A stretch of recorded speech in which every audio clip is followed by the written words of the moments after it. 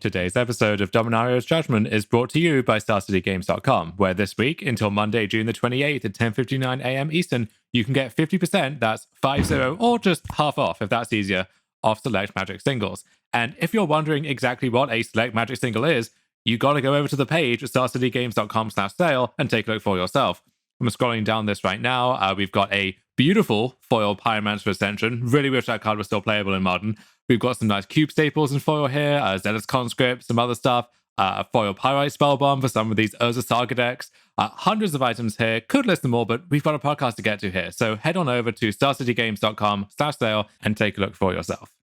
This week's Dominaria's Judgment is also brought to you by Coalesce Apparel, the #1 store for Magic the Gathering inspired apparel. Take a look at their t-shirts, hoodies, stickers, and just general stylings at coalesceapparel.shop. Then use gift code SCG at checkout to save 10% on your entire order. And seriously, I want to emphasize that sticker part. Shirts are cool, but you can send a targeted message with a sticker.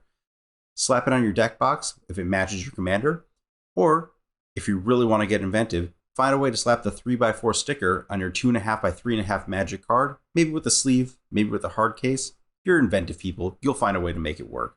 So, take a look at coalesceapparel.shop. Check out their product lines like Wooburg Forever and Ravnica University and see what catches your eye.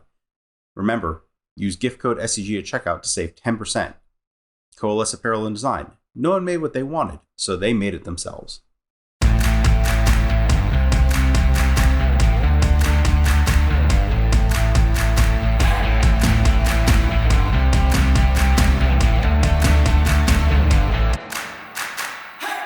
Hello, everyone, and welcome to episode 11 of Dominaria's Judgment, a weekly modern podcast brought to you by the fine folks at StarCityGames.com. I'm Dom Harvey, I'm here with Ari Lax, and for this episode, we are doing what the Cedric Phillips style guide would describe as everything we know about Asmirano Mardica Dicina Codica.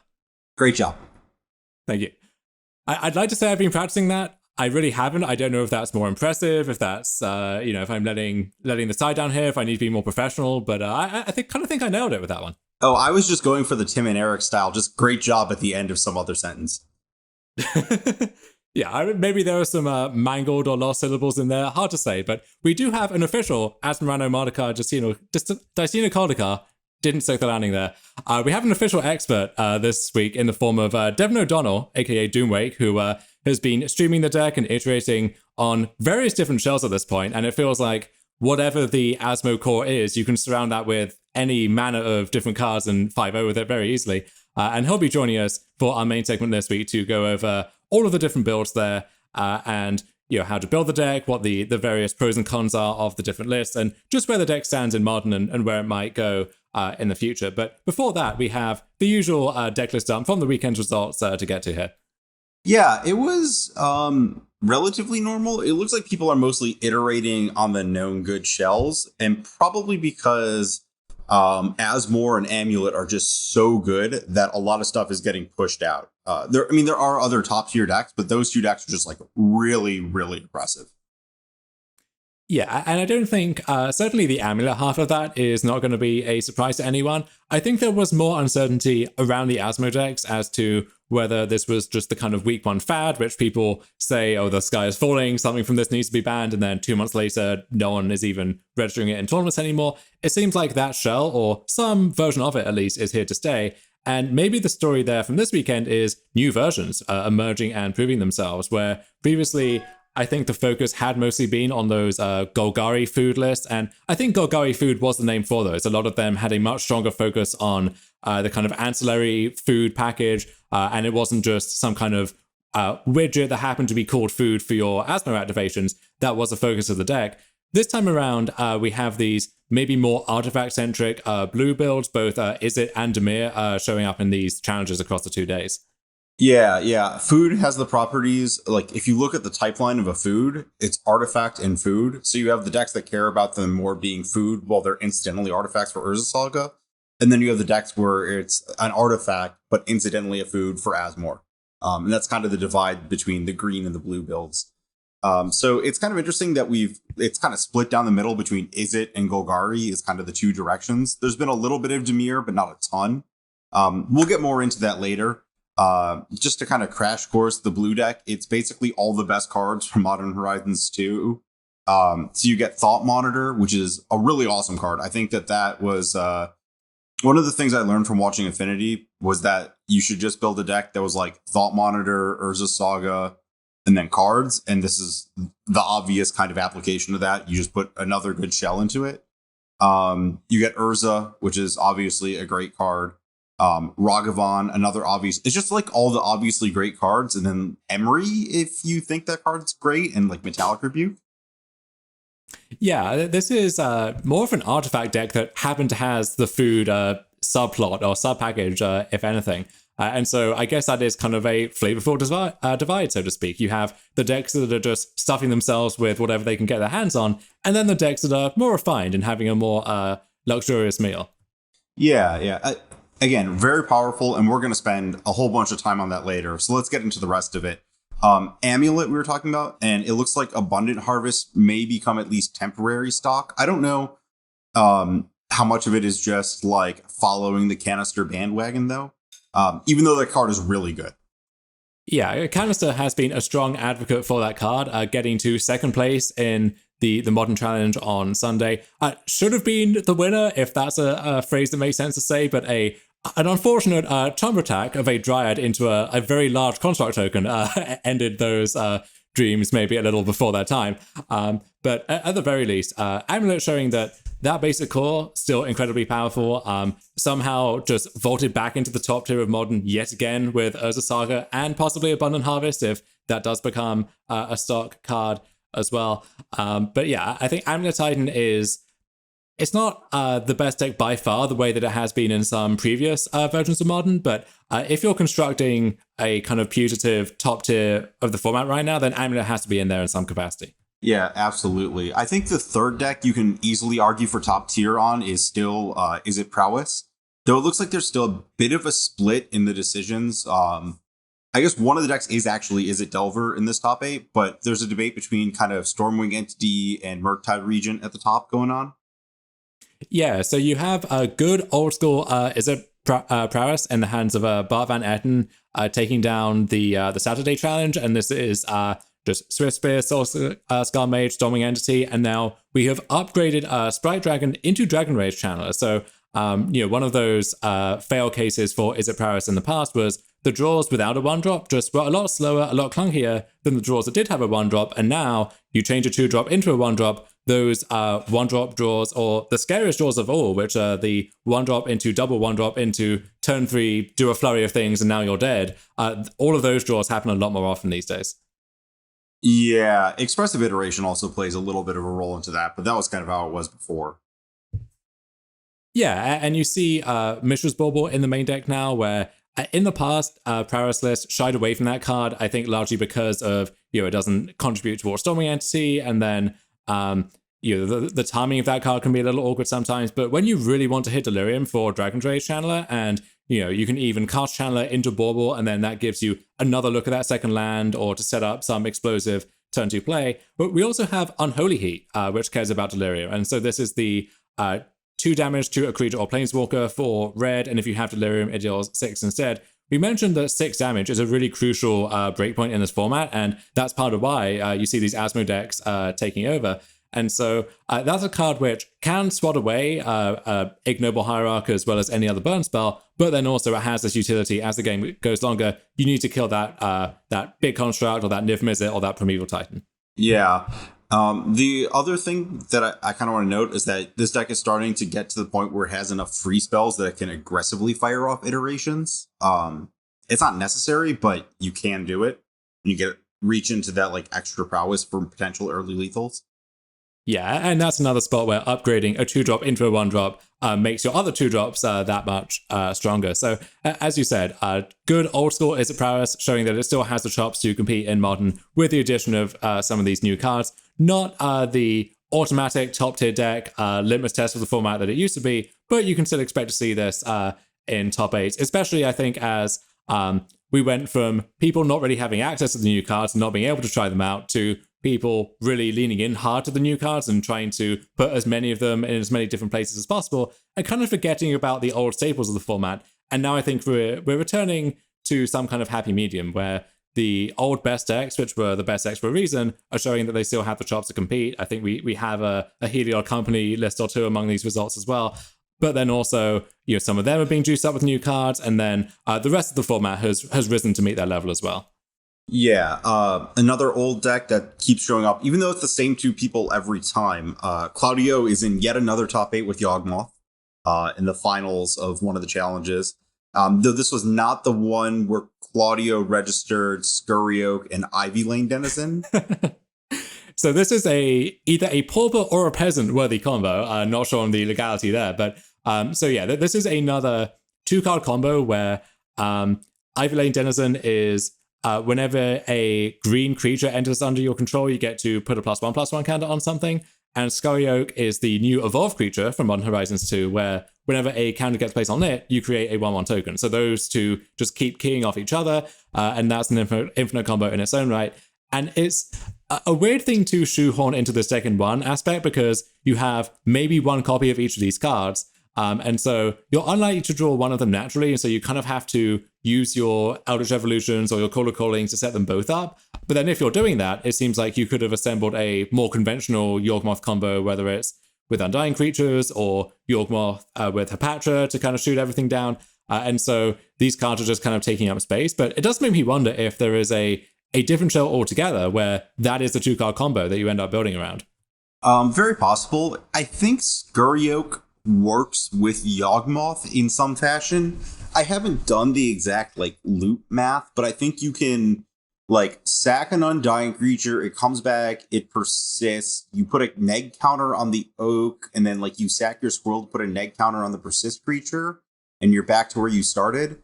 So Scurry Oak is effectively an Undying Creature, I think, for the combo. And then the important add from there is just a combo that doesn't cost you life. That makes sense. Yeah, I do wonder if, given that both Scurry Oak and so Denizen is okay, it's 3 and a green. I was saying if that was a 3-drop, then both of those being in range of Collected Company would lead you to kind of build around that angle instead. But as it is, I guess maybe Denizen is kind of like the backup non-Yawgmoth combo, where instead of trying to get scrappy with Cavalier of Night or some nonsense like that, then this is a kind of a backup thing that still contributes towards some kind of infinite plan.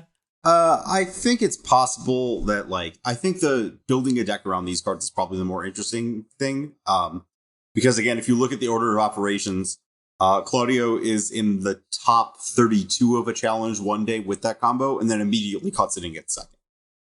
I don't think Yawgmoth is the kind of deck where the core is so powerful that you can put whatever nonsense you want in and still do well. That deck is mostly very tight. There are only a few single-digit number of flex spots to begin with, and I think careful use of those often will be the difference between doing well and not doing well. But for the most part, Claudio still doing well with Yawgmoth. It looks like that deck, maybe if only in his hands, is here to stay as well. Yeah, seeing Claudio win every week with it makes me want to play it because I love these decks, but I'm not going to learn anything new by playing it, to put it that way. It's a super sweet deck, and it's the kind of deck which I want to be good, and so I have to kind of caution myself and rein myself in. And every time I've tried the deck, it is I won't say it's underperformed expectations, but I've been solidly whelmed by the deck. I haven't been overwhelmed, haven't been underwhelmed, just smack bang in the middle. Yeah, it's like a solid B, but it's not going to be an A. Which of the two old decks that put up a lot of repeat results do we want to talk about? There's Pure Steel Paladin and the Velomachus Turns deck. Is it Turns? I guess that's what we're calling it. I have a theory, actually, that the reason that Time Warp got banned in Historic is someone who was collecting data for Wizards just called it Jeskai Turns, and then that led to this overemphasis on Time Warp as this linchpin of the deck, and so that's what gets the big target on it instead. The same way that Lotus Breach, I think, got Underworld Breach banned in Pioneer when they were trying to excise combo from the format, even though that was that card juiced up the deck, but it wasn't the crucial engine piece by any means. Yeah, but Underworld Breach is never fun anyway, so no one's missing it. Yeah, but we can just delete that one for no apparent cause, and it's still going to be a good move, I think. But in any case, this Velomachus Turns deck, this is essentially the same as it was prior to Modern Horizons 2, with the crucial addition here of Prismatic Ending. So this was a deck that always wanted a little bit more interaction, but you can't have too many lightning bolts, Pathcaster Exiles, plus other narrow removal. And so this is a card that is mostly kind of good against everyone. And that's exactly what this deck wanted. Also, for a deck which is fairly clunky and can have some mana problems and is just trying to buy time, the fact that it is a 1-mana answer to a lot more things, so it can stop you from being goldfish by Amulet Titan, for example, if you hit the turn on Amulet, but also you can hit the turn on creature from Prowess and not give them a resource back in return, which they can use to just piece the rest of their draw together anyway. Yeah, I do want to point out something I don't think I parsed on previous reads of this deck is how good Veil of Summer is. Like, if your whole plan is to resolve Indomitable Creativity, like, Veil of Summer is the perfect card to back that up with. Pretty minor, but something that I just kind of didn't put together until now. But being a good Veil of Summer deck is certainly a good thing to have going for you. And if anything, maybe the crucial thing about Prismatic Ending is taking the place of some of the weirder cards that were in the deck before. So, this used to be a Growth Spiral deck in your 24 land deck where 4 of those lands have to be Dwarven Mines, and we have a bunch of red sources, and we have a Sacred Foundry even, which, that one's not casting Growth Spiral anytime soon. And I still think this deck is very land-light for what it's trying to do, and yeah, you have Wrenn and 6, but you can't lean entirely on that card, and then your mana base just doesn't really function without it. So, but then there's not really much obvious you can cut to make room. I guess these Ramans are a little shaky, but then when those are good, they're really, really good. So I don't know, but it seems like the core of this deck is maybe more solid than I gave it credit for before, but I still think there are some structural flaws here, which, credit to Mana Symbol, who was one of the players who made this top 8, who I think ADO'd the Swiss, who plays this deck in basically every challenge and usually does somewhat well with it. So a lot of iteration there from an expert on the deck, but it just seems like it's quite fragile in so many different ways, and I'm not sure what the upside is really meant to be. Maybe I'll have to do some tried and true research with this one. Savor the Moment is not a card I've ever cast, but there's always a first time, right? Maybe for good reason, yeah. I think the main thing holding me back on this deck is you are basically an Indomitable Creativity deck. You don't have much of a backup plan outside of that, and you only have 4 copies of that card. You don't have a lot of filtering to get you towards it, and then you do need some amount of setup there, and if that setup is Dwarven Mine, then Lava Dart and friends start to enter the equation again. So it feels like the combo is kind of hard to assemble and also quite fragile. And then because it's a Velomachus deck, you're trying to hit these Time Warps and these Savor the Moments, you're not guaranteed to hit. And sometimes you hit the wrong one and then that dooms you, or your combo goes off. You get the treasure from Prismari Command, you Creativity into a Velomachus, but they have the Path of Exile, right? Or they have the, whatever the removal spell do Juras. So it just feels like there are a lot of ways that this could fall apart. But maybe I'll have to get in the trenches with this one myself and make sure.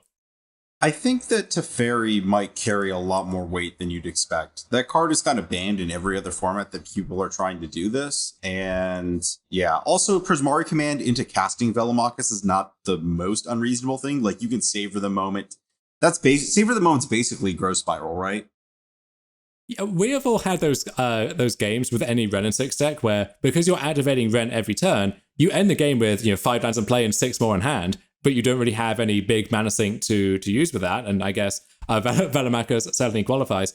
The other thing too is we have seen the combination of Wrenn and 6 and Time Warp do serious work in some of the old 4-color Omnath decks, for example. And so the gimmick there is, if you can ultimate Wrenn and 6, then you can just loop Time Warp every turn. If you have another copy of Wrenn and 6, or the first one, if you could get it up to 8 first, because you're picking up a land and then retracing Time Warp every turn, and you just rinse and repeat. And this deck has more Time Warps than any other deck, and 4 copies of Wrenn and 6. And so, especially with Prismatic Ending in the mix, maybe you can just kill their first few things and then play Wrenn and 6 and tick up towards that ultimate and have this kind of a combo control plan as well.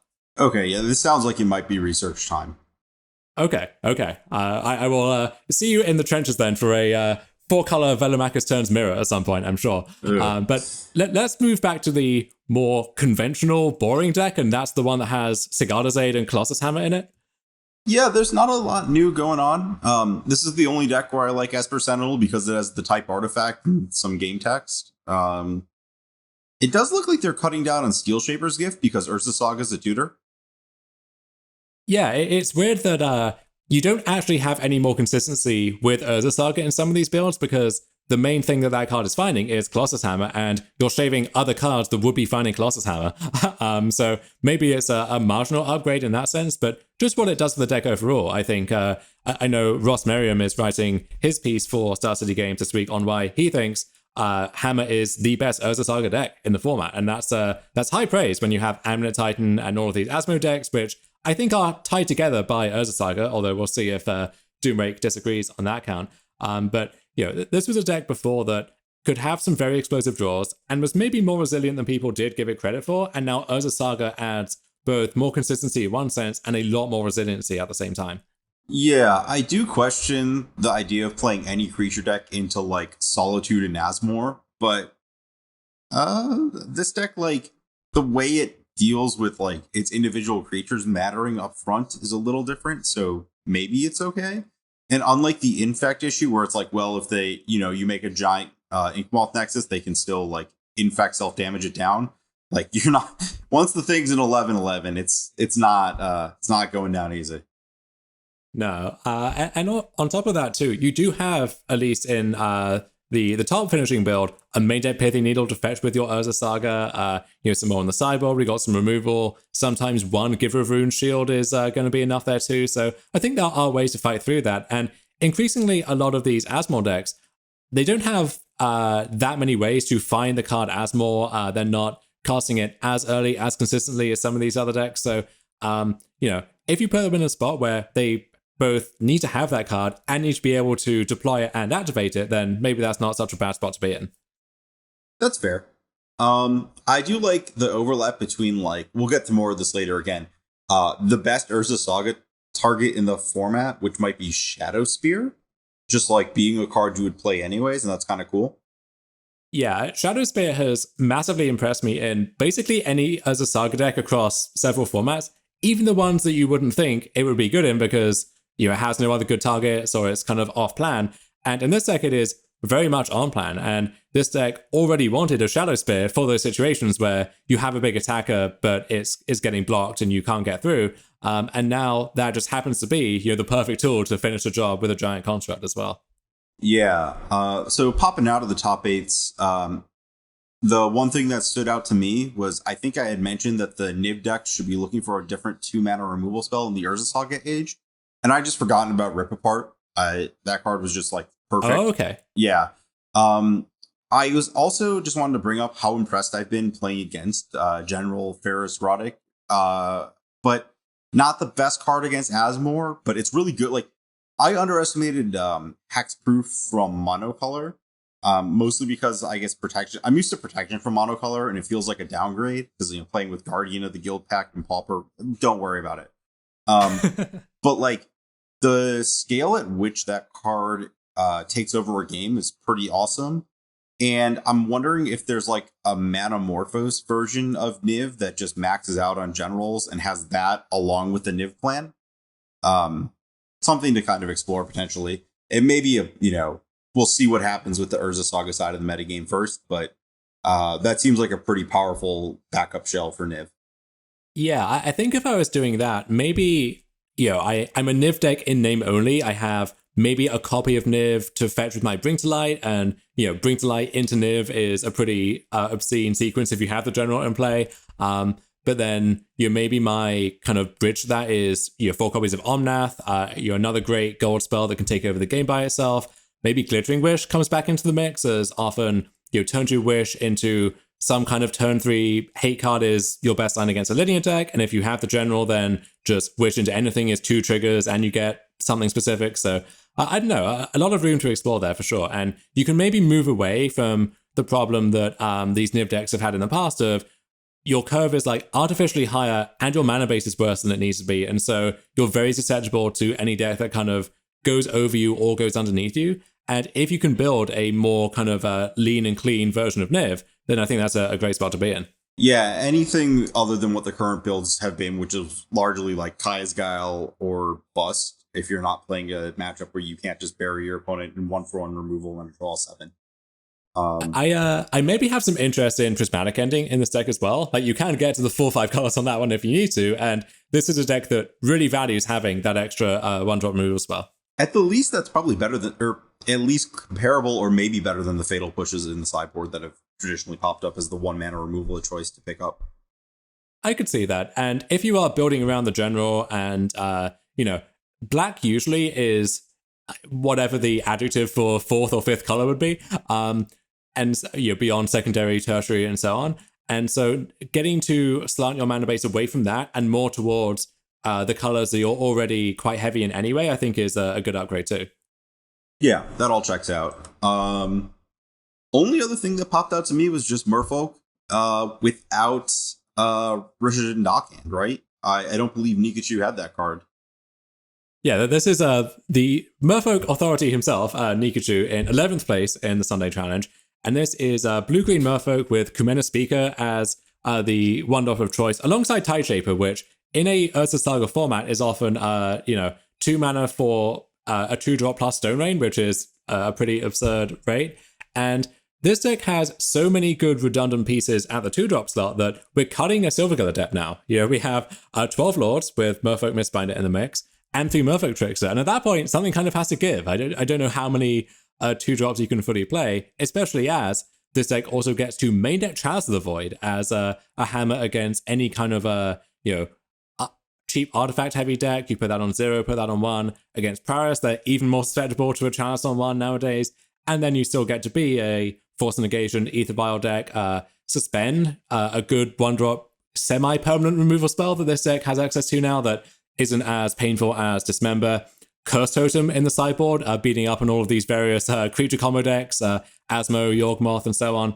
And then Mistcaller is a really interesting one as well. So this is a card that can fizzle something like Collected Company or Call of Calling. So I'll recite the text because this is a fairly obscure one. This is blue for a 1/1 Merfolk Wizard, and you can sacrifice it so that until end of turn, if a non-token creature would enter the battlefield and it wasn't cast, you exile it instead. So this hits Call of Calling, Collected Company, Undying against Yawgmoth, Finale of Devastation if that one's going to get the Asmore, Feasting Troll King if it's coming back from the graveyard, Living End, crucially, against maybe the premier Cascade deck of the format at this point. Most graveyard decks are going to hate to see this in some capacity, so don't know if you can afford to main deck that one, but when that card is good, just having that staple to a 1-drop in your Merfolk deck is excellent. Yeah, the only other one that I can think of that you didn't mention is Through the Breach. Yes. Pretty great against that. Yeah, I don't have issues. Whenever a deck is like, I get to play Chalice of the Void and is like otherwise reasonable, that's enough for me to take another look at it. I am still interested to see the full 4 copies of Svalin, however you pronounce it, the Merfolk God. That card, again, maybe I just have to cast it, but it has not seemed like something that excites me. But is this better? Is the Merfolk God itself better than just plain old Merfolk Reedry in this deck? Yeah, or, Kumena even, which was the the hallmark Ixalan card with 5 different abilities for your blue-green Merfolk deck. I think there's a lot of competition for that slot, actually. Yeah, I respect playing 4 just to know the answer, but I don't actually know the answer. Yeah. I might also have some interest in just playing the Dark Hands and having 12 good 1-drops. Like, that seems like the a good recipe for my 12 Lord deck, at the very least. It may be an issue with Chalice, actually. Just too many 1s. I could see that. I mean, you do have Cavern and Ether Vial to kind of circumvent that, but that it definitely is an issue, for sure. Yeah. Anything else pop out from these results to you, or? I think that was basically it, actually. Just scanning over the list again, a lot of what stands out otherwise is various different builds of the Asmo decks. So how about we go to a short break, we get out of here, and we come back with one of the experts, at least, on the Asmo decks currently, Doomrake. There's a lot of competition for that title, but we'll see what he has to say on the matter.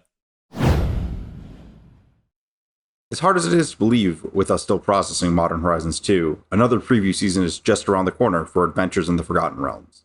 You can get started at level 1 of this new set with sealed pre-orders from StarCityGames.com. Order draft boosters, set boosters, collector boosters, bundles, or commander decks now, and they will ship out right when the set releases on July 23rd. Visit StarCityGames.com/previews today to order your sealed product And keep an eye on that page as more cards are revealed for updates on Adventures in the Forgotten Realms singles. And we are back here with a special guest for this segment to go over all things Asmarano Mardica Dicena Codica. And that guest is the one and only Doomake, aka Devon O'Donnell, a very popular Twitch streamer who has really taken the lead on developing and iterating the various food decks we see populating and proliferating everywhere now. So Devon, welcome to the show. It's very good to have you here in our kitchen. Chef Doom is very glad to be here. Thank you for having me. It's actually funny. I don't mean to interrupt you, but I actually, before all this MTG stuff, I worked in the restaurant industry for about 10 years. So the whole Chef Doom thing is kind of populating on stream. So you know what Hell's Kitchen really looks like. Oh yeah. So when the Modern Horizons 2 previews began trickling in, obviously a lot of eye-catching stuff from that set. What first clued you into Asmo? I think it's safe to use the abbreviation there, and the whole Underworld Cookbook food package being the thing that you really wanted to focus on in those early days. So the first iterations that I tried had Hollow One, Vengevine, kind of the all-in style, Burning Inquiry, what's the other one? Goblin Lore, all that kind of stuff. And the more I played with that deck, I was really impressed whenever I drew. I'm going to try this one time, and that's all I got. Asmarana Mardikal. I'm just going to call it Asmo from now on.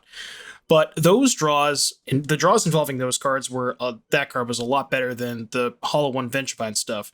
So it kind of started to iterate from there. It's like, okay, well, we obviously this package of Cookbook, Street Wraith, the early versions didn't even have Daredevil, but Cookbook, Street Wraith, Asmo. How far can we take this? That's kind of where it started, and then we realized, okay, well, the food package is good, so let's add some more cards that have food, and then it kind of just iterated from there. But it all started with just seeing how good Asmo was in an average game of Magic. It just provides so much value. It seemed like that discard or madness adjacent stuff was the first thing, understandably, that people look to with Asmo, just given the synergies it's meant to push. And then the consensus seemed to be, maybe you play one or even two cookbooks to grab with the Asmo, but Asmo is the main event here. That's the draw. And then the food thing is incidental. You don't really care about food. It's just that's the word on Asmo. So we'll make those, and then that's what we're feeding it to. But then over time, very quickly, this food focus emerged, and you started to see these Golgari builds in particular, branching off in a lot of different directions. So you had a list that you kept refining. Jerry Thompson has really planted his flag in terms of what he likes with that build of the deck. And it feels like in week one, I guess, those builds quickly rose up and became that dominant focus of conversation. Oh, yeah, for sure. And, ever since we sort of started to get away from the Hollow One, Vengevine, that kind of package, we really morphed the deck into a food-based deck. We've had iterations that have had Cat Oven, which I'm sure people are familiar with from Standard. Gilded Goose has entered the fray. And then that's kind of where we, again, morphed from the Hollow One deck into focusing a little bit more on the food package. And then Feasting Troll King came into the mix, which was, I can't remember who the first person to play it was, but there was a list that I found. You probably remember this, the Bartered Cow deck. We played 4 Bartered Cow, and it was just Bartered Cow. We never cast it. We just always wanted to discard it. It was cool if you discarded it to Burning Inquiry or Lore. But then that's where we really started to understand, okay, well, if we just keep making more food, Asmo is going to take over the a game in a game where it's left unchecked. As long as we just keep a plethora of food. The Troll Kings came into the mix, which made the food package even a little bit better, because then we're discarding Troll Kings. You could put Troll King into play on turn 2. And then, obviously, I think Jerry was a big proponent of Trail of Crumbs, which is a card that I do enjoy. And I have, I've been kind of on and off on it between the main deck and the sideboard. But it is, once you start to get deeper into the food aspect, Trail of Crumbs becomes a lot more attractive in those kind of longer, grindy style games. So. I remember people during the Throne of Eldraine preview season, joking that Feasting Troll King was going to be the next Hogak, and that never really materialized at the time. But maybe they were just ahead of their time. They are having the last laugh now. But do you think, before we move on and really dive into the food stuff, do you think that Madness Focus maybe has some legs if people can figure out the right build? It is highly explosive, and you see some lists popping up in the League 5-0s now and then. Yeah, I think that it's a decent angle of attack if you don't want to focus, because I think if you break down the food decks, they play a little bit better of a longer game when you have Cat Oven, when you have Trail, and things like that. And the Vengevine Hollow One shells gain a little bit of an advantage because they're a lot quicker, and maybe they have a better, combo matchup or Amulet Titan matchup because they can apply that pressure a lot more, not consistently, but they can apply a lot more pressure quickly. So it kind of all depends on where you want your stance to be. If you want to be a little bit more aggressively focused, those are probably the versions that I think are still decent.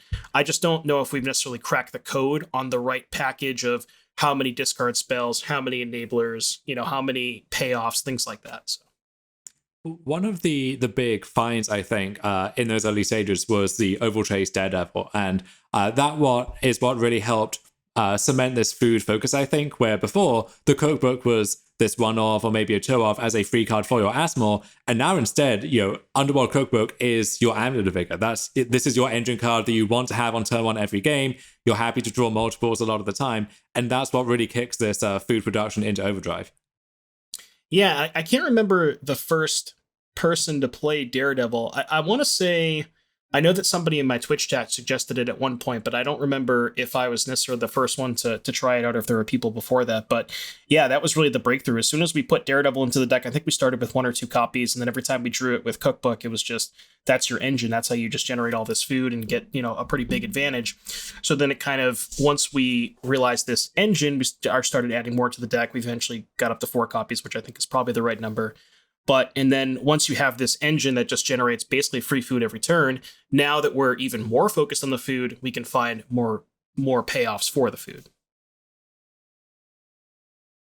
And so it feels like once you add more and more food elements to the deck, you run out of space fairly quickly. And that was one of these initial deck building challenges with these Asmo decks, is the package is small enough that you do get to hybridize it with other packages and go for that kind of Thought to Depths, Holy Grail deck building goal, or you can just double down on certain aspects of the deck, or you can play some of these generic interactive cards if you want to. But then once you try and add any kind of secondary plan or backup plan to the deck, you quickly find that it's just hard to make it all mesh cleanly and also have space to do other things. So would you say there are any sacred or bartered cows that you had to kill during the deck building process, or were there any other big leaps forward? One that stood out to me was a Finale of Devastation as a way to find Asmore for 2 mana and really give you redundancy on that central piece where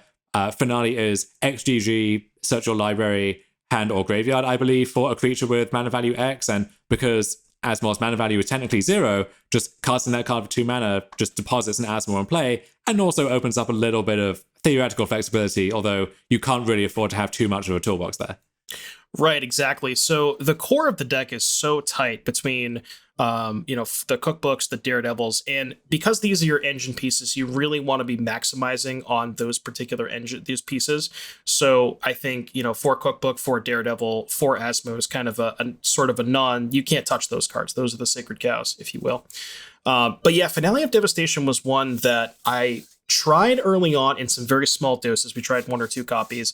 And then we quickly realized how many of the games and how many of the matchups just revolve around just Asmo itself. There's a lot of decks that, like creature-based strategies, humans, spirits, sometimes even Amulet Titan has a hard time answering at game 1, that if you just have this access to this card every single game, it's just going to take over the matchups a lot. So, Finale of Devastation, even in some of the Golgari versions I've played that had no other tutor targets, essentially you literally only want to play it as additional copies of Asmo. It's just such an important piece in a lot of matchups that it's definitely worth playing. To the point where we even, I tweeted this out at one point where we tried a copy or 2 of Step Through, which is a card that we cannot cast outside of obviously having 2 Goose in play, but you're not trying to cast it. It's a wizard cycling for 2 colorless mana, literally just as an additional copy, cycle, go find Asmo. So, but as far as like sacred cows are concerned, again, like you said, the space in the deck is so tight. It's just, you kind of have to have that core. And then it's, once you've decided that you have the core of, the Asmo cookbook stuff, what do you want to build around it? So the Golgari version is choosing to play Goose, Cat Oven, Feasting Troll King, Trail of Crumbs to sort of maximize the food potential. But yeah, it's really tough. The space is very, very limited. So in the green decks, the Golgari decks, are there any cyborg cards you would flag? Like, you've talked about the main deck cards, and I think everyone kind of sees Feasting Troll King and it's super flashy, and Gilded Goose has this pedigree, and Finale does this really cool thing, and Trail of Crumbs is kind of along for the ride, while being a great card. But are there any things like, how important is Nature's Claim in that deck relative to other decks or the similar kind of effects like Foundation Breaker? So I think the biggest draw for me for green sideboard cards, because again, a lot of it comes down to, well, the package is Asmo, which you can use black or red mana, so it's what's the support color. And a lot of the debate is what, sideboard cards, because a lot of the main deck is fairly straightforward or similar. One of the green sideboard cards that really attracts me towards green is definitely Force of Vigor. The prevalence of Urza Saga, Amulet of Vigor, just the Amulet deck, Dryad of the Elysian Grove, it's kind of a beating against those decks. And just with the ubiquity of Urza Saga, Force of Vigor is definitely one of the best reasons to be playing green. The other green sideboards, Assassin's Trophy, like you said, Nature's Claim, Foundation Breaker, those aren't too bad. But if you're looking at biggest reasons to play a certain color, Force of Vigor is definitely one of the best reasons to be playing green. Okay, so you're not a Life from the Loam fan or anything like that? I've tried one copy. Again, like I think my most recent version, it's kind of funny. We talk about the Troll Kings and how we've sort of iterated on the Golgari version so much in the past couple of weeks, but I'm actually at the point where I don't know if I like Troll King anymore in the black-green version, because with all the newer versions, blue versions popping up, I think Troll King might actually not be where you want to be in the food mirrors, just because on a simple number basis, you sack 3 food to get it back. They trade 2 food for your 3 food with kill it with Asmo. So just on a pure numbers basis, I'm not really sure that Troll King is where you want to be. So as far as the green cards are concerned, I do think Trail of Crumbs is decent in the heads up food matchups, because it allows you to grind with cards like Urza and the draw 2 from Thought Monitor. But yeah, I do have one Loam in my sideboard of Golgari right now. It's not like something that I'm hugely focusing on, but it's something it's nice to have access to.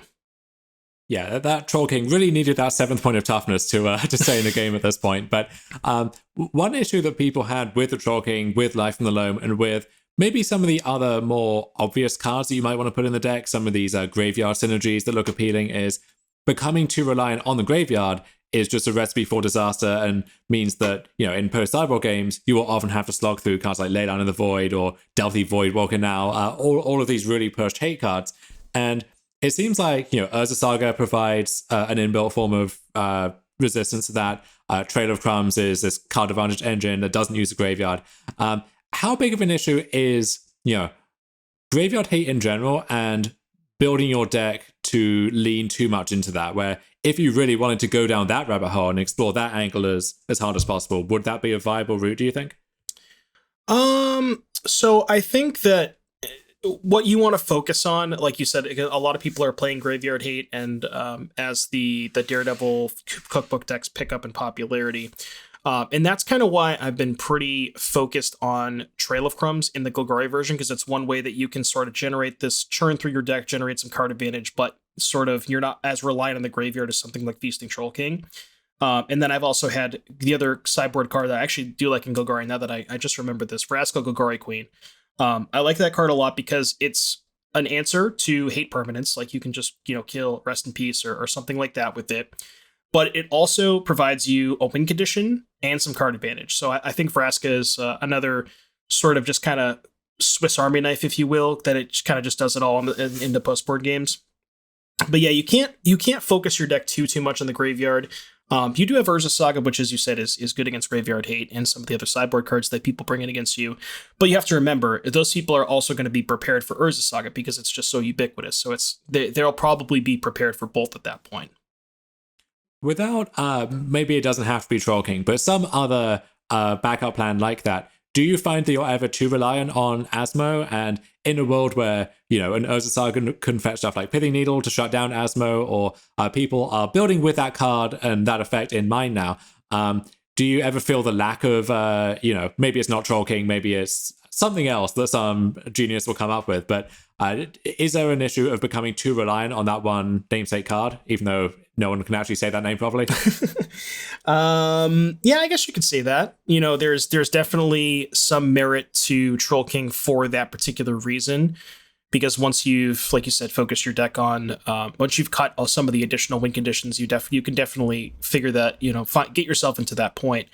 But with, Cat Oven, Urza Saga, again, the sideboard options, I don't find myself too much. Like if I pull up this is kind of my theoretical Golgari version that I've had. Let me just pull this up real quick. So I am down. Oh, this is another card that I've been happy with in Golgari's Nettle Cyst. Another card that it's not the best against Graveyard Hate because you do kind of need Cookbook plus Daredevil to generate enough food for Nettle Cyst to become a potent threat. However, it is if you have Cookbook plus Daredevil going, it's not only a threat when it comes into play, and if they deal with the germ, you could then slap it on a Goose or any other creature in play. I say Goose because Goose has evasion, but that's a card that I've been really happy with in the Golgari versions as Nettle Cyst. Yeah, people used to joke about like putting cranial plating on Gilded Goose, and it looks like that's kind of a reality now, which is fun to think about. But yeah, that does make a lot of sense. The Cat Oven thing that you alluded to in passing there, that is an aspect of the deck that I do have some questions about, where it feels like that is something that is, graveyard reliant to some degree if you want to be looping Cat back and forth. Cat itself is kind of an anemic card unless you're doing something else with it. And then the Oven also, you often don't have spare creatures lying around to sacrifice unless it's exactly familiar. So it feels like you're grafting another, multi-card combo into the deck that leans into some of those weaknesses that exist already. And I guess if you have Trail of Crumbs, then that is a great way to keep that going. But then it's, 3 cards to maybe eventually spend some mana to draw more cards. Like, is that the battle you want to be fighting there?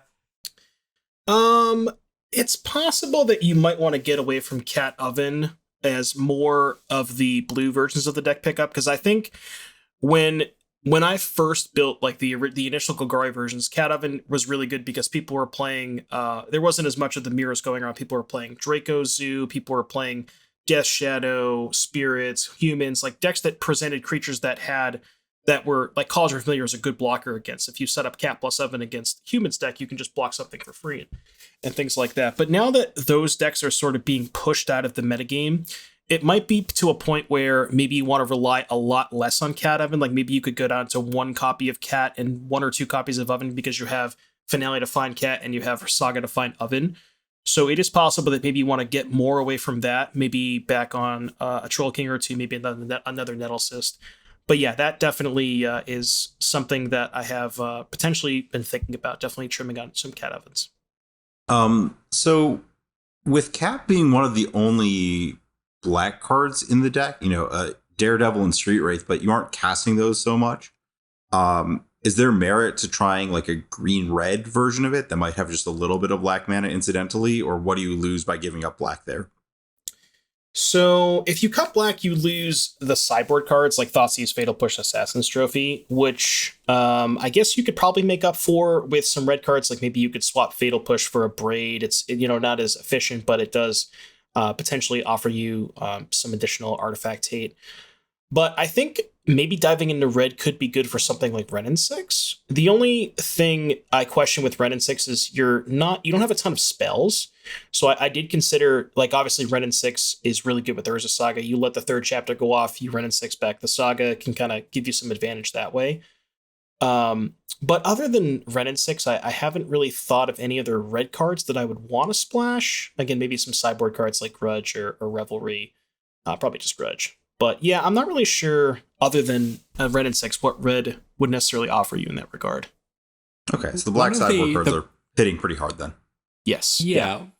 One of the black main deck cards that stood out to me in some of the lists was Bone Shards, which it felt like was a great way to turn on Asmo, and then if you had a redundant card or a Cauldron Familiar lying around, then you were always trading up on mana against their best threat, and especially with a slight uptick in Khan the Great Creator recently, which can be an issue for this deck, just having a nice, cheap, clean answer to that seemed quite appealing as well. Yeah, I've played a couple copies of Bone Shards. I think I had like 1, maybe 2 in some of my earlier versions, and I think in the latest Dimir list I think I played 2 copies. But it's It's a card that you don't want to draw too often because I don't really think it's as good in the mirror match, like in the food mirrors, excuse me. But you're right, it is definitely good against things like Karn the Great Creator. It's not the best against Amulet if they don't have Karn, because killing a Primeval Titan after they get a trigger is not the best. I guess it can kill Dryad, but yeah, that is a card that I've definitely tried out and I think is probably correct in some number, maybe one, maybe two copies. Definitely has some utility, like you said, killing Karn. Definitely, you can even kill Asmo in the mirror match, which the mirrors tend to come down to whoever has more like Asmo advantage. Because if you play yours before theirs and you don't have enough food, they get to play theirs and kill yours. So I could definitely, I definitely could see that Bone Shards being pretty good. Seems like an upgrade to Lightning Axe for sure. Yeah. Is there some other plan if you expect a lot of that specific mirror?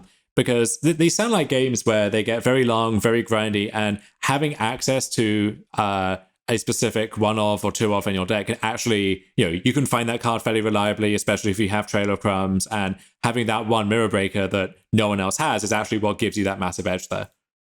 Yeah, so when I actually played the first Modern Challenge that the new set was legal in, I played Black-Green, and I lost to two mirror matches because they both had main deck Life from the Loam. I don't know how many copies they had. I think they, probably only had one or two copies, but it's something like that.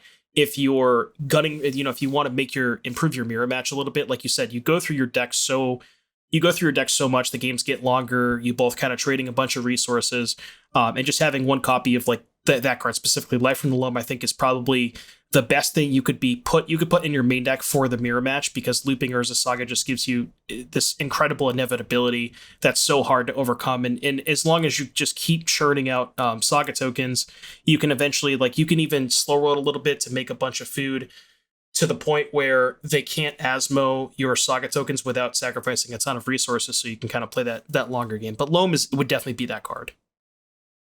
Interesting.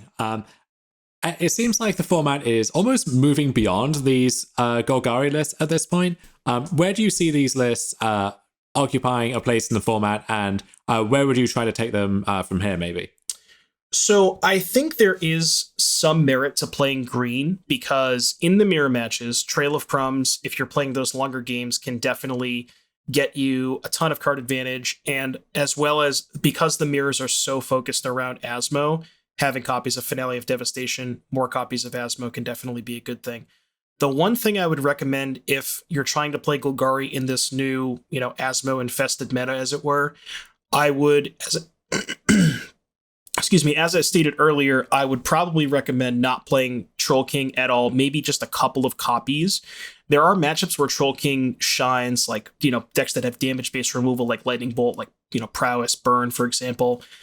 Troll King does shine in those matchups, but I think it is bad enough in the food mirrors that I wouldn't focus on that. And if I were building Golgari, I would focus like kind of what Jerry was doing with 4 copies of Trailer Crumb. I think that's where you would want to take Golgari. Mm-hmm. And so with that, we'll take a short break and then come back to some of the weird and wonderful builds of Asmo that we see in other colors. Don't go anywhere.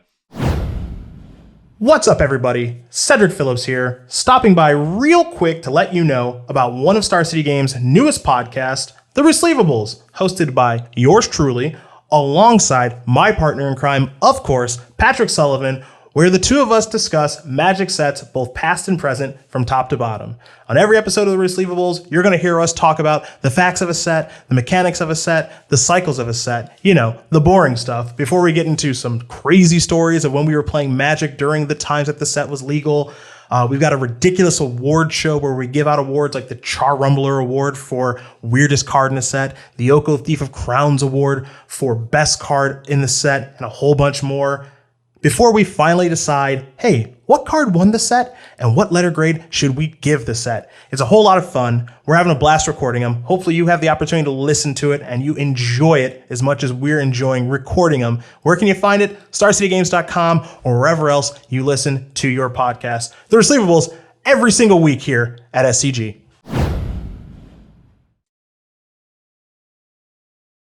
All right, and we're back to continue our tour of the color pie and Asmo's place in it here with the blue list that have taken Modern by storm, really putting themselves on the map in the most recent weekend of challenges.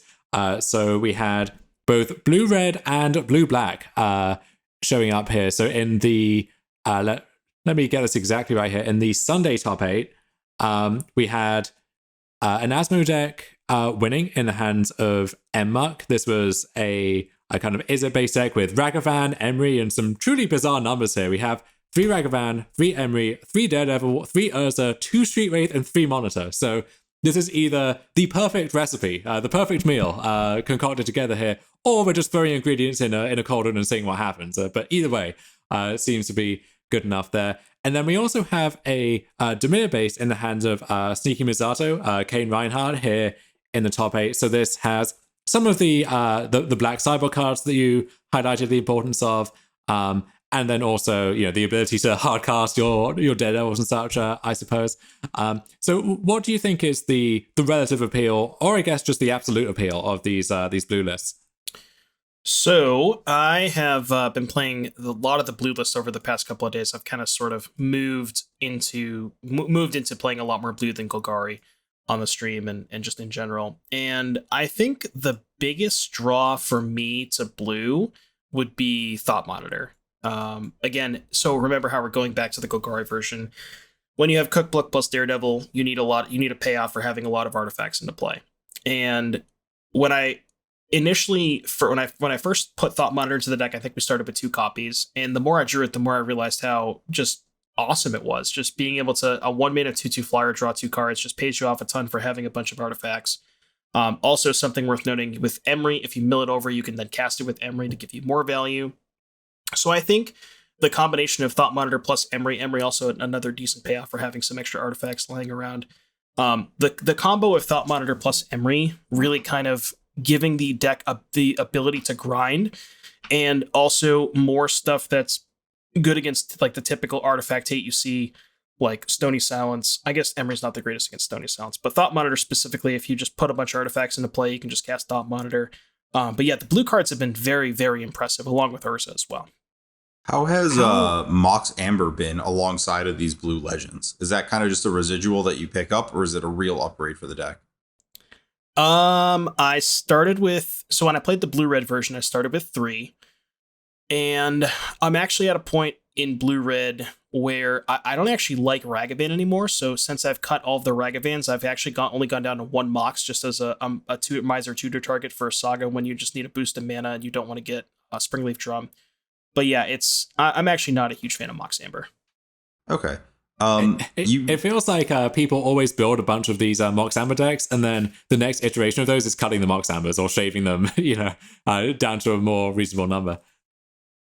Yeah, just eventually just get them all out of there. Yeah. So if you're cutting Ragavan, what are the red cards that are keeping you in Izzet over Dimir? So that's kind of the debate here, and actually I have both pulled up. So the blue-red list that I have right now, the only main deck red cards, other than Asmo, of course, is 1 copy of Lightning Axe, which that could be a Lightning Axe, could be a Galvanic Blast. I'm not exactly sure what that slot should be. The main difference between Izzet and Dimir is really the sideboard cards. It's where you want to position yourself in the postboard games. So red giving you access to specifically a Braid and Gear Up or Aether Grid, and black giving you access to Thoughtseize / Fatal Push and Tezzeret Agent of Bolus. So it kind of all depends on where you want to be. Now, a Braid is nice, like as a red sideboard card. Blue-black traditionally does not have a way to permanently answer an artifact, right? Like it doesn't have any shatters.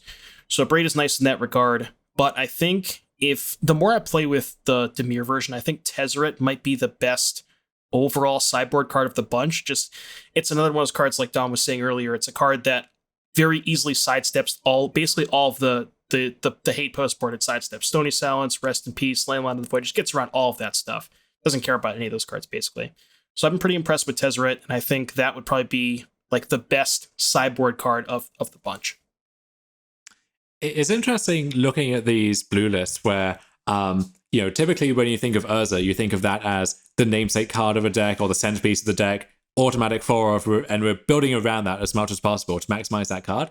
And then you see some of these flu decks where you have 2 Urza, 3 Urza, and it's almost kind of like an afterthought where once you're doing this, then, hey, we'll play a few Urzas, but it's not the focus of the deck the way that it basically is whenever it shows up elsewhere. Right, yeah. I think the original Is It list that we started with had 4 copies of Urza, and we quickly started trimming down to 3, trimming down to 2. It's a very powerful card, don't get me wrong. Again, it's another payoff for having a bunch of random artifacts in play, and it definitely provides a ton of advantage. The only thing is, at 4 mana, especially if you've decided to cut the Mox Ambers from your deck at that point, it's really hard to cast, just being a clunky 4 mana spell when your deck has so many uses for extra mana between Urza Saga, casting multiple things with Emery, casting Asmo plus Cookbook in a turn. You have a lot of uses for extra mana to the point where, it just kind of clogs up your hand sometimes. Mm-hmm.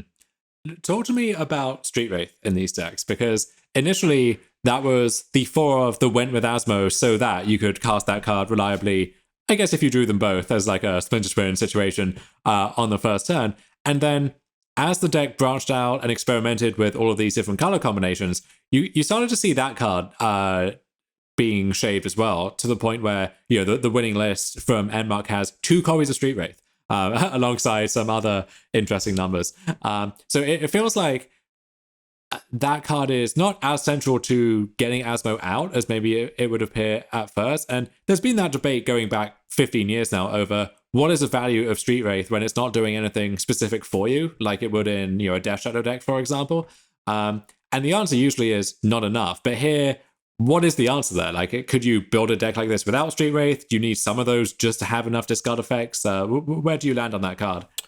So I think in general, it's kind of close. Like, I'm not a huge fan of it.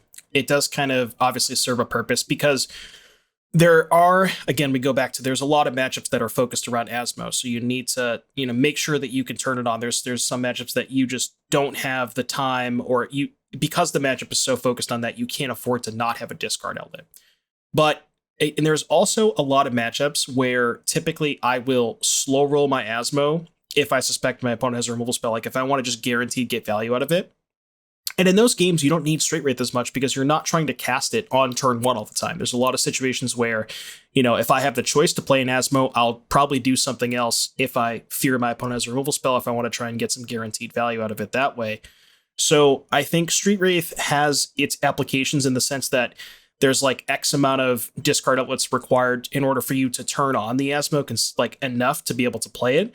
But it's not a sacred cow in the sense that you can't build an Asmo deck without Street Wraith, because I've definitely tried cutting all the Street Wraiths to minimal success. But I think the ideal version, like if you look at the blue-red versions that won the challenge, they basically just swapped 2 Street Wraiths with 2 Lightning Axe. So they have the same number of outlets. They're just choosing to put those into different spots.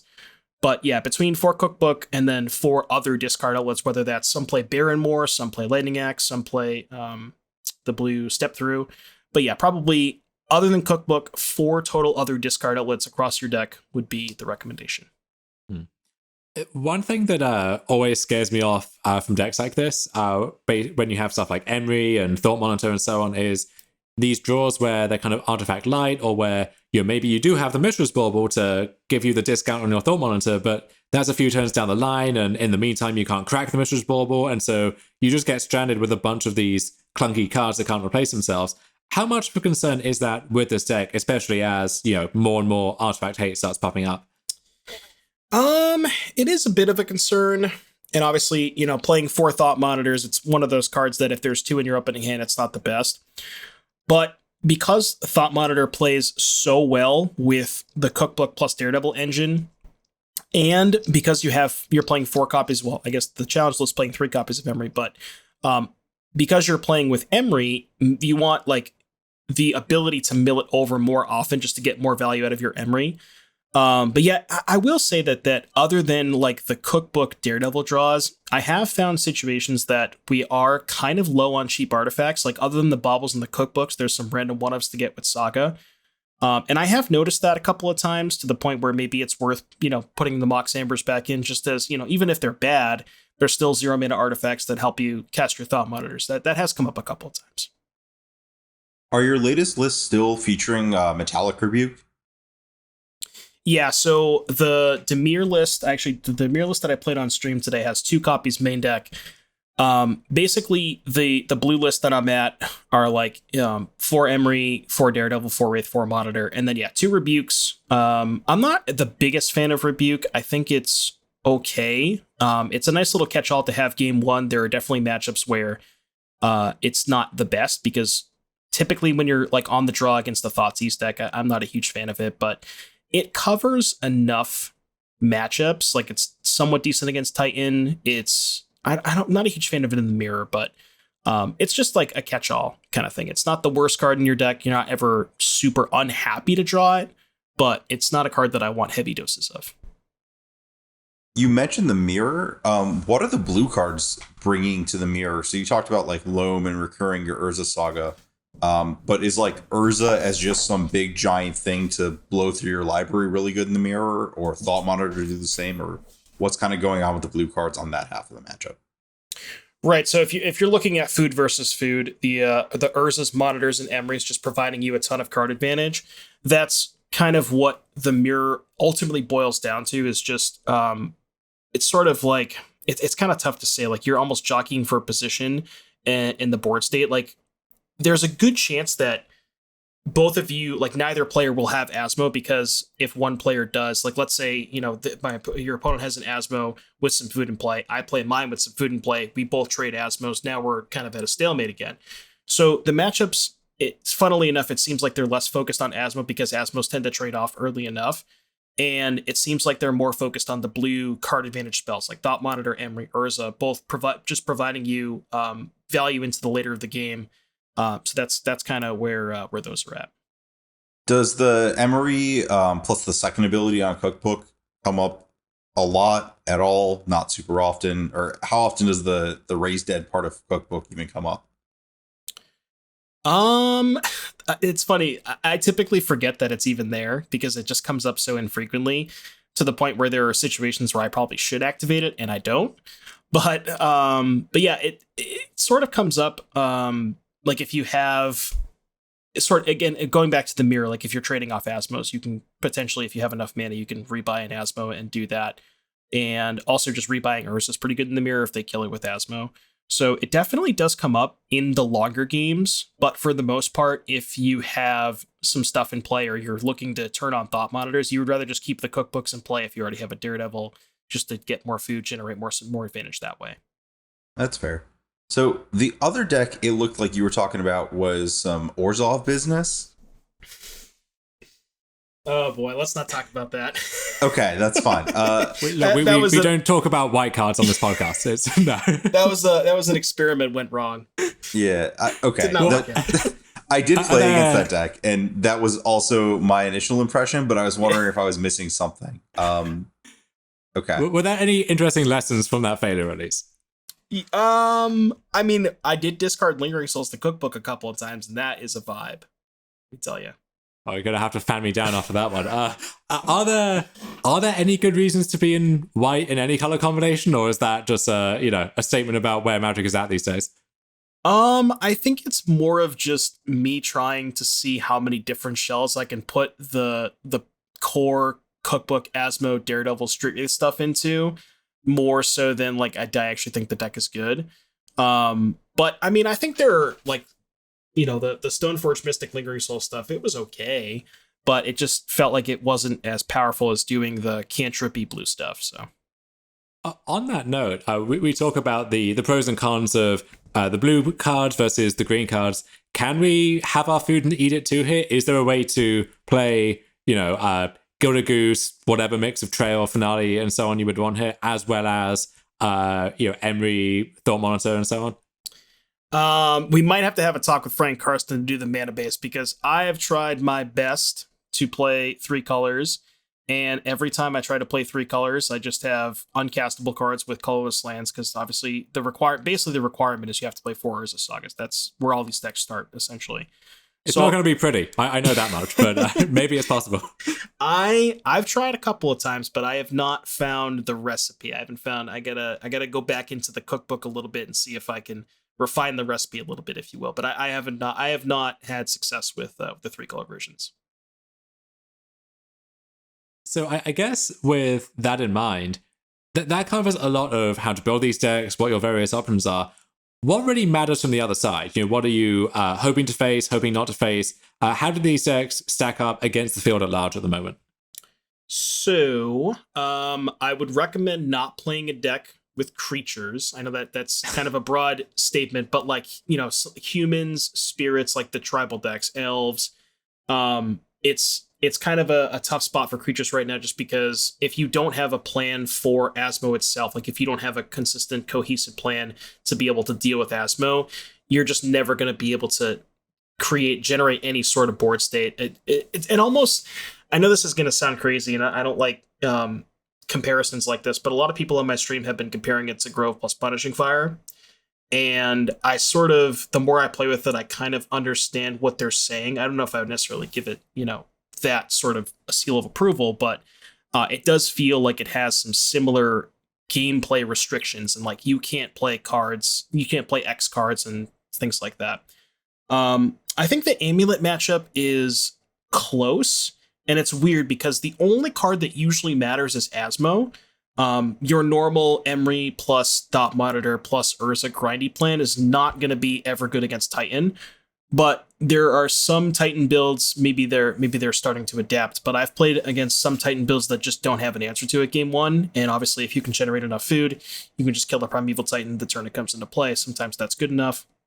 So that matchup is close. Creature deck's good. Trying to think of what else is popular. Honestly, go ahead. Yeah.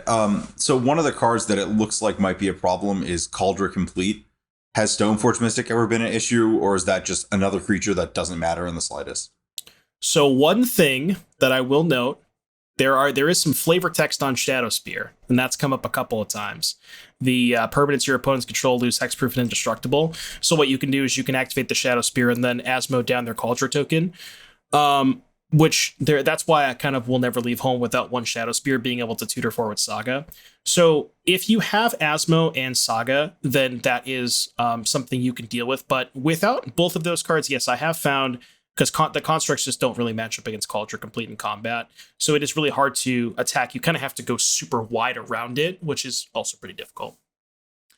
Even moving outside what's popular right now, Modern is such a large format that any deck has its kryptonite. The only question is how much of that is going to show up.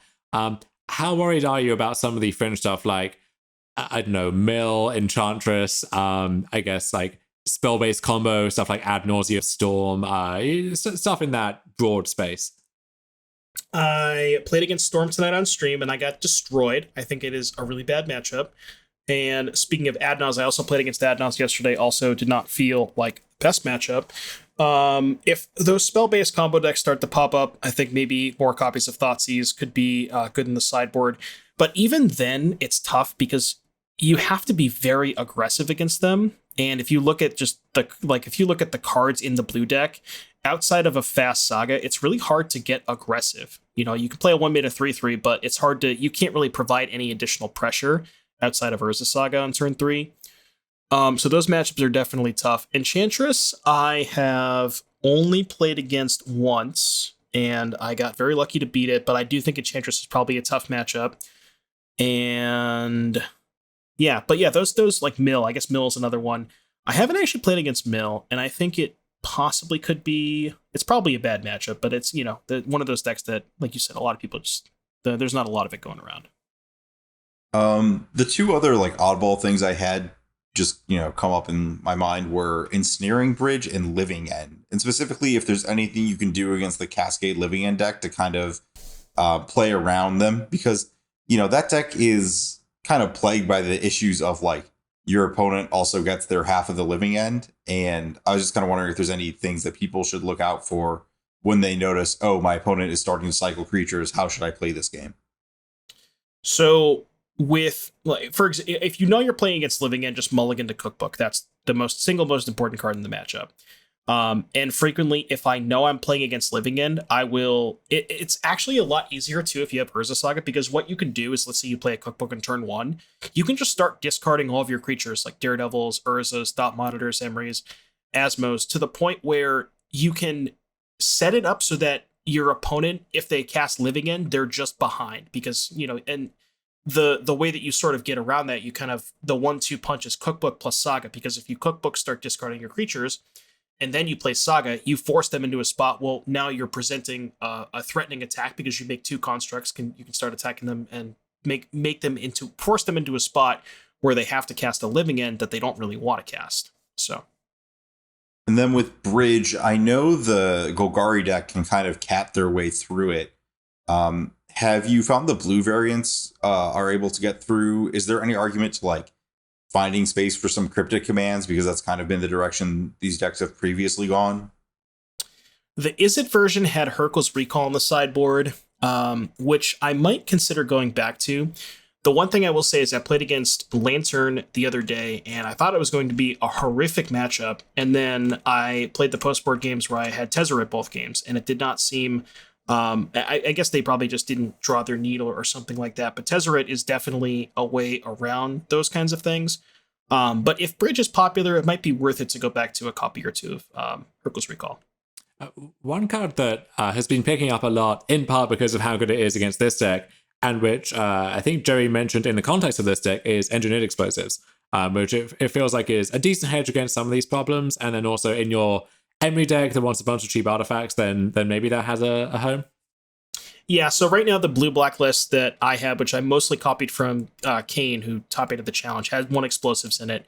And I think that's probably a nice hedge. Like, it is something that you kind of want access to in the 75. And there's enough churning with Emery's Thought Monitors, Thoughtcast, that you can eventually find it or mill it over with Emery. But yeah, that is a card that I like to have access to one of. That makes a lot of sense. So I think the other questions people might have about this archetype in general are, kind of within the game, the gameplay itself. So whether it's mulligans with the deck, which is kind of an oddball and hard to gauge at first glance, how aggressively are you meant to mulligan to Cookbook, or what kind of style are you looking for? And then some of the tactical or strategic stuff. So I think that when you have a deck like this that is creating so many different widgets, and then you have a bunch of these like micro sequencing decisions going on at any given time, it can be easy for your brain to just kind of fog over and for some of the nuances to get lost there. So what general advice, or I guess specific advice too, do you have for anyone looking to pick up one of these decks soon? Well, as you said, the most important card in your opening hand is, in my opinion, would be Cookbook. Cookbook enables a lot of things. Obviously, it enables Asmo, but also by itself enables a fast Emery, because you can play the Cookbook on 1, discard a card, enable Emery that way. One of the other nuances that the blue versions have is with the Street Wraith Bauble plus fetch land trick, where if you've played Death Shadow in the past, you bauble yourself. If the card's good, you cycle the Street Wraith, draw it. If it's bad, fetch it away, then Street Wraith, just to give you a bit more card selection there.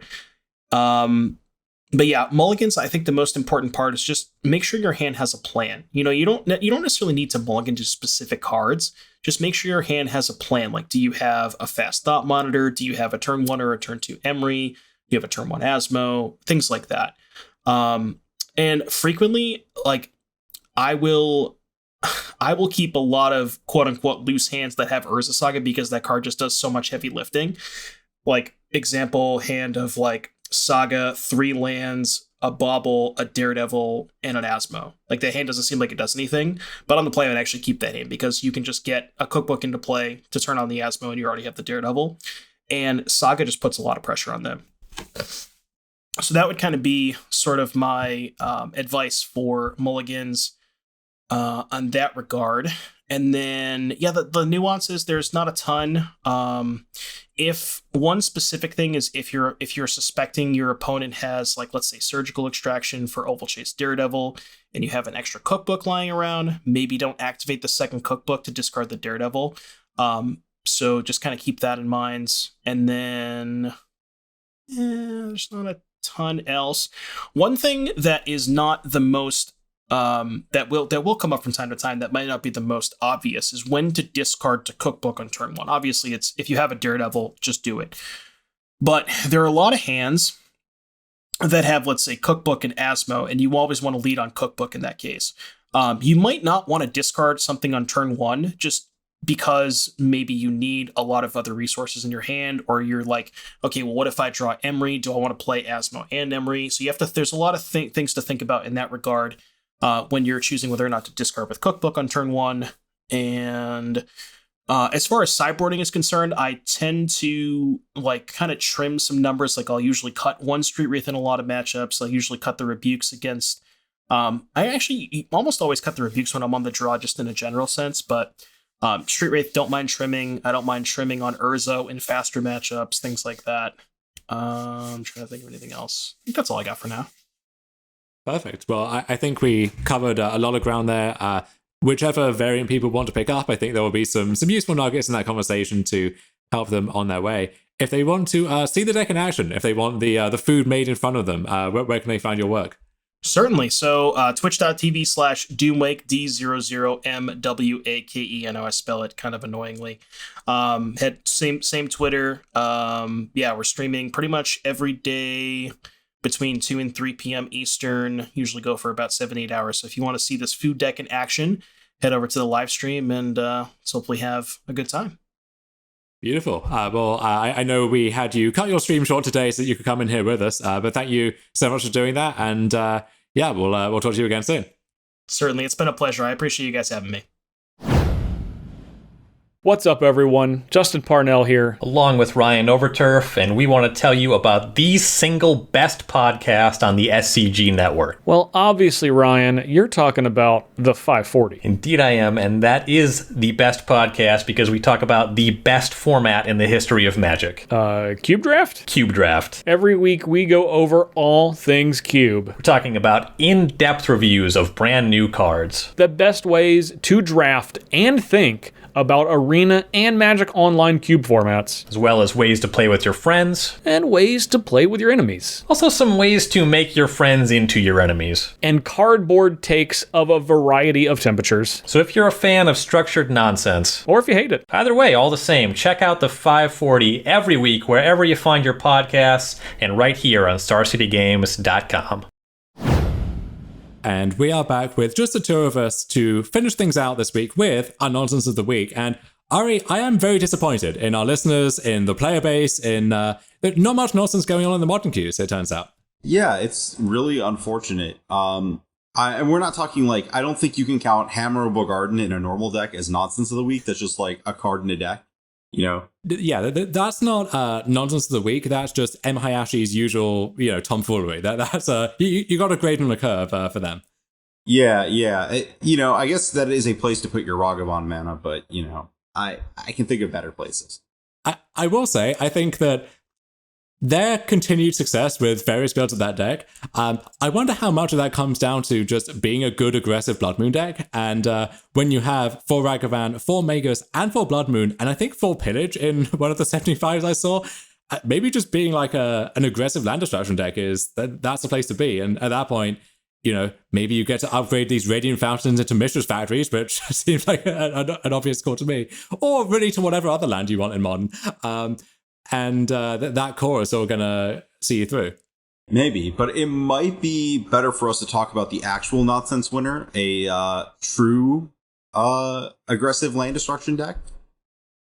Yes, so this is Gorilla Shaman, a favorite from back in the day, and anyone who has used it to blow up artifact lands in Pauper against Affinity will have a place in their heart for this one, I'm sure. So this is red for a 1/1 Gorilla Shaman, as the name would suggest, and it has the ability XX1 to destroy an artifact with converted mana cost X. And so the way that scales is if it's something with mana value 0, like one of the non-Citadel artifact lands in other formats, or Mishra's Bauble, a food token nowadays, a lot of those are just taking up space, then you can just blow up those repeatedly for 1 mana. But where that shows up in this deck is in conjunction with Liquid Metal Coating. So this can tap to make anything into an artifact, and so you get to build your own Khan the Great Creator plus Liquid Metal Coating combo, which is also itself present in this deck. But if you go turn 1 Shaman into turn 2 Coating, the game is basically over against decks that can't interact with that combo. You're just blowing up that land every turn and developing your board at the same time. Yeah, and there's a lot of other like sideways interactions to let you get these liquid metal coatings up. You have Karn and you can layer that on, but there's just like a Braid in the deck as well, just to pick up a few more ways to pick those off. And a Braid's like not an embarrassing card in a world of construct tokens. Yeah, that card has a lot of targets, both for the creature half, or the artifact half, or the secret third half, which is their land is now an artifact, and that's a juicy target as well. Yeah, and you can pillage their land either way you want, so that's great. But you can actually pillage anything now. That's kind of one of the cool things. Pillage becoming Vindicate. Yeah, and so this deck actually moves away from some of the Blood Moon, Magus of the Moon stuff that you traditionally associate with these decks, because you can't have too many of those effects layered on top of each other, because then you're not applying pressure and there are kind of diminishing returns there. And so you do have to pick a lane, and there are times where that focus is going to serve you, better in one way or better in another. But I like this angle. I think the Gruul land destruction core, whether it's moon heavy or this approach, I think is very solid. And that's one of the decks that there's no one printing that really catapulted that deck into the upper realms of Modern. I think it's often positioning, where there are times where that deck is what you want to be playing, as long as you can fade some of the aggressive decks. But then also just its card quality has got a lot better over time, where I remember back in 2016, 2017, people tried this deck and you had to fill out your curve with like a bunch of Glory Bringers and Inferno Titans even, and just a bunch of these clunkers, which often you couldn't cast. And by the time you could, the opponent had escaped from their hole that you put them in. Whereas now you have Bonecrusher Giant, Bloodbraid Elf, Klothys, Seasoned Pyromancer, Ragavan even now as a snowballing 1-drop that just runs away with the game. All of these ways to really slam the door shut once you have that initial advantage. Yeah, it's also a lot easier to like justify killing your opponent's lands when their cards aren't like Stinkweed Imp, Arclight Phoenix, and Card Clan Ironworks. Like, okay, great job. None of my lands matter because my cards cost nothing or make a million mana. I do want to shout out Obsidian, Charmaw, and Fury. Both of those have looked really impressive when I've played against this deck. Both new additions, both just like pretty powerful curve toppers that do the Glorybringer thing where they're a 2-for-1 when you're actually trying to grind that way, but also are like crushingly game dominating in their own ways. Yeah, Fury is outstanding in a deck that can often have problems with creatures, has a bunch of redundant red cards lying around, like the second Blood Moon often isn't doing all that much for you. And its curve is quite high a lot of the time, and if you don't have that 1-drop accelerant, then sometimes you can fall behind too quickly, and Fury is just the perfect card to have in that context. And then the Charmaw, you look at it and you think, this is a very awkward anti-Tron card, right? Someone designed this because they were real sick of losing to Tron and their Damping Spheres weren't cutting it. But this is actually just a good card in Modern, and Urza Saga is a land you want to see across the table that can discount this, but there are a lot of cards that can give this even a small discount, and this card at 4 mana is a perfect rate, and if it's any lower than that, then you will happily accept that bargain. Yeah, just to shout out a couple, like Field of Ruin and Twilight Mire, just a few that I've come up against. Twilight Mire, jeez. Yeah. I do also want to shout out Fury for showing up in another nonsense adjacent deck. This is the Soulflayer deck that we see every so often, but Fury is like a card that ends up in your graveyard fast for Soulflayer that you could play anyways that grants a relevant ability to Soulflayer, Double Strike. Yeah, you had to play a bunch of weird ones, like Zatalpa, I think, the big dumb dinosaur from one of the Ixalan sets, and then you had all of these clunkers which you hated to draw and were basically only there for their abilities to graft onto your Soulflayer.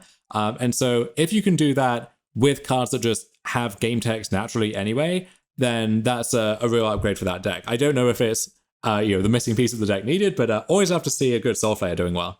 It does look like it has tricked the deck into playing more cards like Klothys that are actually just good cards, so I think that it might be pushing it down the right road.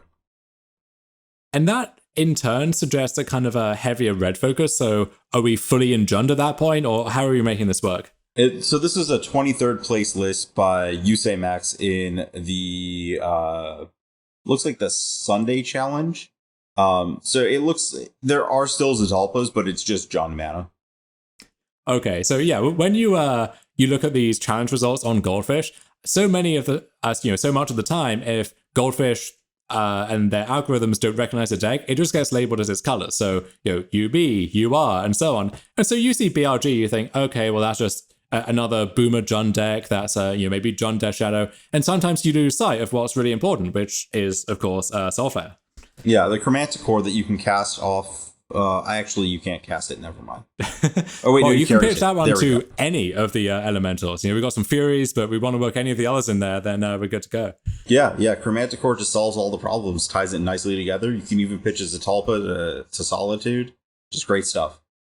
Yeah, I will say that these elementals also work really nicely with Delirium. So Traversy Ulvenwald is a staple of these Soulflare decks to find the Soulflare itself, and you often have this kind of minor toolbox at the same time. But one deck that I lost to Kellen Pastor playing, he's been working on this kind of aggressive red-green Delirium deck with Tarmogoyf, Traverse, Fury, and then a small Traverse package with stuff like Magus of the Moon, Clothis, Seasoned Pyromancer, and this is fueling the aggressive Dragon Rage Channeler kind of shell. So my experience playing against that deck was, it was capable of these very fast, aggressive draws, but then also, as the game goes on, Traverse for Makers of the Moon becomes a serious threat, or Traverse for Fury really blew me out as well. So I think that kind of core is really worth a look too.